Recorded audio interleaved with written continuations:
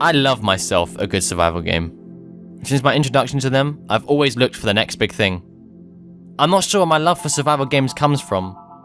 It might be the numerous gameplay challenges it brings in comparison to something more generic. For instance, FPSs are just shooty bang bang. So it's a shame there wasn't many survival games when I was younger. But I was browsing YouTube one day during the uprising of survival games, and something caught my eye. From the moment I saw it, I knew I had to play it. And you've probably made a guess from the title of this video, but you're wrong, because it wasn't H1Z1. It was DayZ.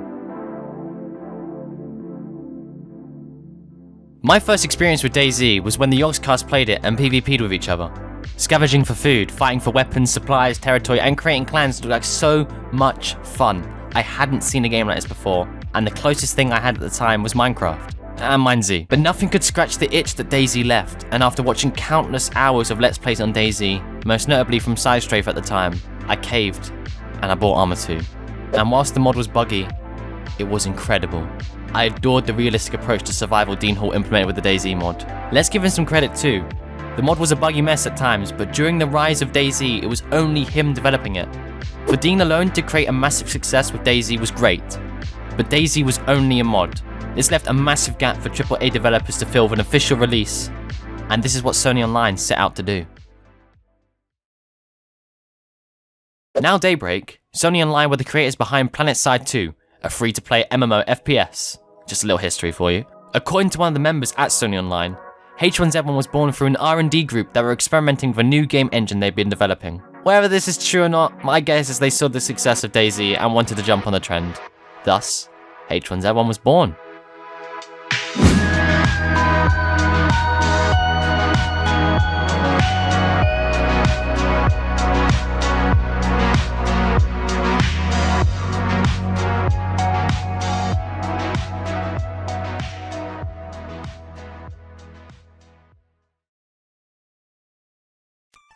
Right from the beginning, Sony Online knew the core components they needed to create a great zombie survival game. Free to play, massively multiplayer online focusing on the true aspects of survival. This too was demonstrated through the numerous development gameplay videos and streams showcasing the game in action, and it looked fantastic. The HUD was minimal, both zombies and players were a massive threat, and you didn't want to be out at night because it was pitch black.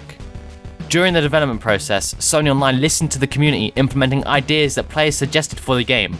The team behind H1Z1 truly wished to make a game fans wanted. The result of this put H1Z1 on the radar for many people. The hype for H1 was rising quickly, and it wasn't long before it got out of hand. As expectations from fans grew larger, the pressure was on for Sony Online to release something spectacular. This, mixed with the big claims from CEO John Smeedley about future content, didn't calm the storm. Smeedley painted the game as a project that was only going to grow. Their vision was to create a virtual zombie-infested USA. Naturally, DayZ YouTubers took an interest in the development of H1Z1. For me, Frankie on PC was my source for upcoming zombie survival games. He actually got me following several other games too. 7 Days to Die and Survive the Nights are just a couple. Of course, H1Z1 was on this list too. With more people discussing the game, players were eager to have a release date. After months of anticipation, Sony Online announced the release date of January 15th, 2015. To the surprise of many though, the game wasn't releasing free to play as promised. But Sony Online explained this was just a temporary measure and the game would go free to play in the future. With the release of H1Z1, Sony Online asked many Twitch streamers to stream the game as soon as it unlocked to generate further hype. But this decision backfired massively on Sony as the game was riddled with problems from launch. Streamers were having difficulties logging in, and once they eventually got into a server, the game suffered major performance issues, AI bugs, and the lack of voice chat completely.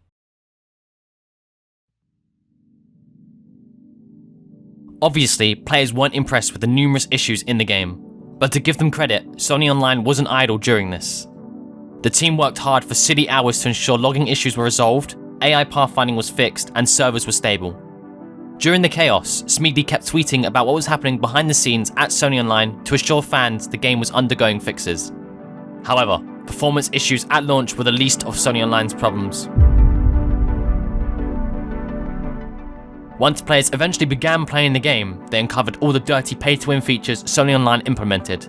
I'm just going to freeze it because you can see there is a tan military backpack, there is a pistol, and there is ammunition. Well, that's disgraceful. Honestly, that is disgraceful. Players could buy airdrops with real money, might I add, which had the chance to spawn weapons. players had been lied to, Sony Online clearly stated numerous times that you would never be able to purchase supplies with real money, as it would make the game boring. Naturally, the community was furious with Sony Online, as they'd already backed away from the free-to-play idea of H1Z1, and players who couldn't afford or refused to buy the airdrops were at a clear disadvantage. Sony Online quickly responded to the backlash, ultimately standing behind the decision to have weapons and other survival supplies in airdrops, as there was a risk reward for the player. Players who bought airdrops weren't guaranteed to get the contents of the crate, as airdrops not only spawned zombies, but also alerted other players that it was imminent. This didn't stop the community from digging up dirt on Sony Online, showing the numerous times the team claimed there wouldn't be any weapons, ammo, food, etc. in airdrops. It was clear that Sony Online had made a big mistake. And after a somewhat rocky launch, things were about to get much, much worse. Not even a month after the release of H1Z1, Sony sold Sony Online to investment company Columbus Nova. With this, a rebrand to Daybreak Games followed. Obviously, this raised concern amongst the community, but Daybreak assured players that this would lead to better business prospects since they can now release on Xbox, mobile devices, and many more platforms. H1Z1 launched with 2 game modes. The main survival mode, where players survive the apocalypse, scavenging for food, weapons, or just buying them with the airdrop system, and another mode, the Battle Royale. Battle Royale placed players in the map with one objective, to be the last man standing. No looting food, base building, and all that jazz. You just find a gun and spray down everyone you see. Funnily enough, the original Battle Royale mode came from a guy who modded DayZ. You may actually know him, or perhaps he's just a player unknown. For Daybreak, Battle Royale was just a game mode alongside Just Survive. But with the rise of streamers playing the Battle Royale component, many players grew interested in the Battle Royale segment of the game. Soon, players buying H1Z1 only wanted the game for Battle Royale, and I bet some players didn't even know there was a survival mode. Whilst Battle Royale was quickly gaining popularity, Daybreak hadn't yet given up on their zombie-infested USA, providing bug fixes and balancing frequently, with content updates not as frequent. But as Battle Royale continued to grow, and Daybreak slowly transitioning the game, it was clear they needed to react to this trend. February 2016, Daybreak split the 2 game modes into 2 separate clients, H1Z1 Just Survive, the Zombie Apocalypse mode, and H1Z1 King of the Kill, the Battle Royale mode. This created a clear divide in H1Z1's player base. The statistical history of H1 stayed with Just Survive's client, and you can clearly see a massive dip in the amount of monthly players, whilst King of the Kill hadn't reached its peak and was already doing miles better. Coinciding with the split, Daybreak announced that Just Survive wasn't planned to go free to play as initially promised, which added more trouble for the game. Players who held out for free to play were left sorely disappointed, and Daybreak also split the teams into 2 departments to focus on each version of the game, and it was clear that Battle Royale had a bigger priority with more resources behind it, which left Just Survive in the dust. Battle Royale was vastly improved, a new map, a complete UI overhaul, and so much more, which all happened during 2016. You might ask what Daybreak added to Just Survive in the same time. Honestly, not much. With no new content added to the game for very long periods of time, Just Survive's player base fell smaller and smaller, and it would be the duration of 2017 where Daybreak would make their next big mistake.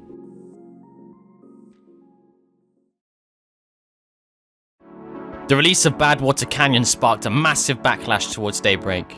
BWC was an unfinished, buggy mess with numerous issues, but these were only a few of the many problems Daybreak created with this release. The introduction of a currency system caused outcry. Players could earn coins for not only killing zombies, but murdering each other too. This was a terrible idea which promoted kill-on-sight gameplay, frustrating many players. Daybreak allowed players to buy weapons from military NPCs in the new Safe Zone, but the Safe Zone was a nightmare. Groups of players, in the high tens mind you, camped the Safe Zone and shot anyone who left it, earning coins. They then used these coins to purchase more weapons and ammo to murder more fresh spawns, and the cycle continued. Base building had a major overhaul too. Daybreak implemented the Stronghold system, which was brilliant on paper, but poorly executed. The previous base building system allowed players to build anywhere on the map, which was great, but it resulted in many performance issues on populated servers. To combat these problems, the Stronghold system was developed, only allowing players to build on plots of land around the map. But for some reason, players were forced to buy these land plots from NPCs in the Safe Zone. Why was this a feature in a supposed zombie survival game? Not only that, the limited quantity of land plots left many players without a base. Alongside the Stronghold system was new timed raids. Players could only raid bases during certain times, meaning you could log off without the fear of being raided, which was great, right? players hated the new raid system. Much more grinding was required to gather the resources to raid someone's base, and when the raid was concluded, the base would automatically repair. In other terms, raided players wouldn't need to grind for the resources to repair the damage, but players needed to grind to raid. Why? This was not fair and players didn't want to pull up with it. All these game changes took place on an unfinished map. Why Daybreak thought to add new content that no one wanted instead of finishing the map players would explore is beyond me. The majority of players wanted these changes reverted and the map finished.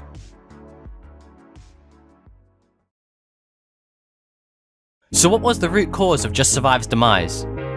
The official statement from Daybreak claimed the player base was just too small to maintain, and the Steam charts further back this claim, with player counts not exceeding more than 2,000 monthly during 2018. But there's much more to this story. It's clear that during the development cycle of H1Z1, what players wanted from Daybreak shifted drastically. When comparing the Steam charts of Just Survive and King of the Kill in March 2016, just a month after the two modes split into separate clients, we can clearly see a massive decrease in the monthly players on Just Survive's client. Daybreak responded to this by focusing more resources on King of the Kill rather than the original vision of H1Z1. Over the next couple of years, Just Survive's player count would decline into the low thousands, whereas King of the Kill reached its peak of 150,000 players. Monetizing King of the Kill was miles easier than Just Survive. Daybreak had keys that players could buy to unlock crates, and these crates contained cosmetic items which players used to skin their characters. Obviously, different skins had different rarities, which put a status on players who had rare skins. Daybreak would entice players to buy crate keys by giving away locked crates quite often. Because King of the Kill is profiting much more than Just Survive, it's easy to see why Daybreak pushed it to the back. Daybreak could use King of the Kill's income to host more game servers, support future development, fund esports tournaments, and more. The poor release of Just Survive left a bad taste amongst gamers. The numerous logging and performance issues to the many cheaters plaguing the game world, and mixed reviews from both critics and the community left the game in a bad state. All this, with the combination of false promises and straight up lies that Daybreak told the community, specifically with the weapon airdrop controversy and the fact the game wasn't free to play as it was sold to be, led players to distrust Daybreak, ultimately affecting sales. With a dying player base, it was clear that Daybreak was struggling to keep players enticed in Just Survive. But why was this an issue? Players of Just Survive commented on this and gave some pretty compelling reasons for why new players didn't stick around. For starters, zombies weren't a threat at all, merely a decoration to populate the game world. There wasn't a reward to tempt you to fight them, besides maybe getting something okay loot-wise. I can't recall ever killing a zombie unless it was stuck in a doorway that I needed to use. What about the survival aspects? Looting must be fun, right? No. Finding food and water was a piece of cake. There was no challenge to survive, and the only real threat was other players. If you found yourself near a player on a PvP server, even as a fresh spawn, the chances are you'd be shot on sight, which wasn't fun for most newbies. And if you gathered enough materials to build a base, after a few days it would have been completely destroyed by either hackers or a massive tryhard clan who dominated the server. All this resulted in many new players overlooking Just Survive. When searching about Just Survive, I can't tell you how many players I found discussing the glory days of pre-Badwater Canyon. For many, the BWC update was Just Survive's biggest downfall. Too many unnecessary changes to gameplay on top of an unfinished map, and the stupid currency system promoting kill-on-site gameplay caused many players to leave. Ultimately, with a declining player base and the lack of updates from Daybreak during most of 2018, it became clear that the game was coming to an end.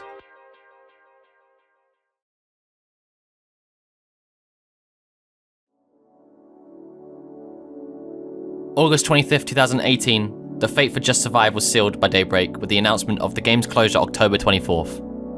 This wasn't a surprise to many, but it didn't stop players fighting back against the decision to close the game. Many remaining players begged Daybreak not to close Just Survive, some even spewing legalities. But as October 24th loomed closer, it was clear that Daybreak wouldn't budge.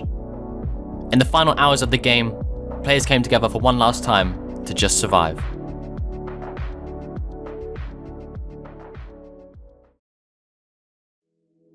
Did the closure mark the end for Just Survive? Maybe. Even 7 months after the game's closure, fans are still hopeful that Just Survive will one day return. Players to this day are still looking for any hope for the return of Just Survive. And when NantG took over H1Z1 King of the Kill, rumours surfaced that they were discussing the possible revival of Just Survive with Daybreak. But this wouldn't last long, as NantG handed Z1 Battle Royale, a rebranded King of the Kill, back to Daybreak, stating there were too many challenges with the development and would instead focus on mobile game development once again. Sadly, Just Survive was back in limbo. Now, I didn't play much of Just Survive, but I had a blast most times I did. It's a shame that a game with such potential took a turn for the worst, but the shift to Battle Royale, the lack of updates, the unnecessary gameplay changes, and the lies Daybreak told to entice players ultimately resulted in the death of H1Z1. Just survive.